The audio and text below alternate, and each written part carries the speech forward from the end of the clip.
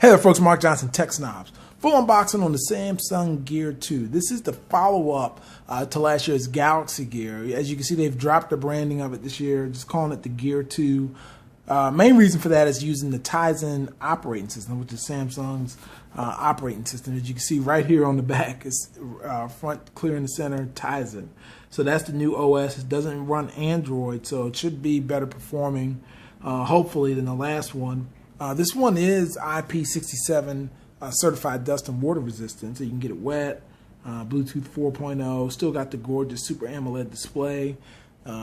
Camera on it still, accelerometer, gyrometer, heart rate monitor, all this IR blaster, microphone speaker, all the goodies.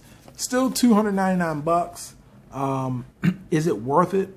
We're going to find all that out in the full review, but for now we'll look at the unboxing and just see, I don't have the original Gear to do a comparison of the two, but I did have the original Gear and I really liked it. I just thought for what it did, and it was a little bulky in the price, it wasn't, worth $300, but I have seen it dropped in price down to like $150. So let's see what we got here this time. Okay, so one thing right off the jump I noticed with this one, you no longer have that big cradle that you had to use to charge the last Gear. This one's much smaller. Still a little bit of a nuisance that you have to use something like this, but it is much better designed than the last one that they had on the original. Of course, you're going to have your power adapter. Looks like very similar to the one that came with the Gear Fit. And then we have some manuals here. Quick reference manual, health and safety guide. So I'm really looking forward to it overall. Let's just jump into the watch itself. Looks similar. I could just tell by looking at it though that it's definitely different. You could change the watch bands on this one, which is definitely nice. And some other nice features to it as well. So got the plastic off. Wow, so definitely, I think it's much nicer than the last one. Number one thing I noticed, the last one had the speaker on the bottom, and it even made it hard if you had, a shirt to come over top. It made it kind of, you couldn't even pull your shirt down because it was so big and bulky. So this one definitely is different. On the back of it, you'll see the heart rate monitor right there, and there's also where you'll put the thing to charge this. So yeah, it just snaps right on the back. Not too bad actually. It's not bad at all.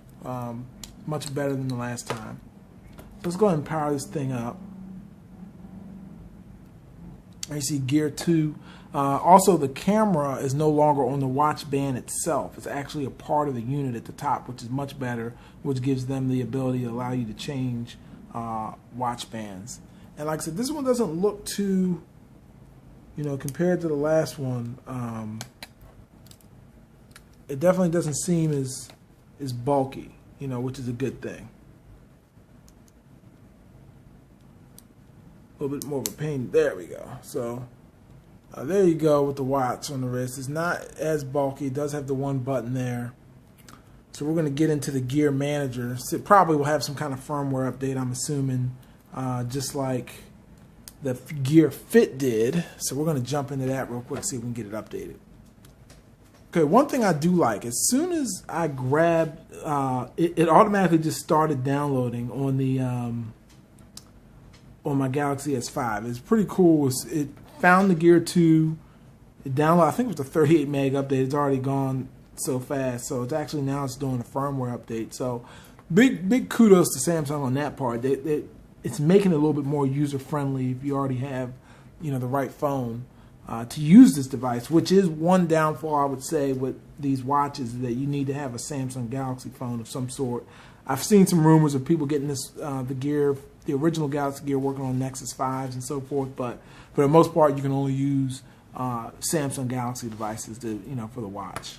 So we're going to see what happens once we get this thing fully loaded up and just kind of go through some of the software. Okay, so that was quick. I did a real quick install. Here's the watch itself, very similar to the last one. Swiping left and right, you have your menus, you have your apps, camera, settings, music player. The cool thing about this one, you do get the music player on the device itself. You don't have to worry with, I think it's got 4 gigs of onboard storage. Let's go into settings here. Oh, also came charged, 92% battery life. That's pretty good. Wallpaper, sound, display, double press profile lock. Let's look at gear info. And then you always have to swipe down to go back, just like the first one.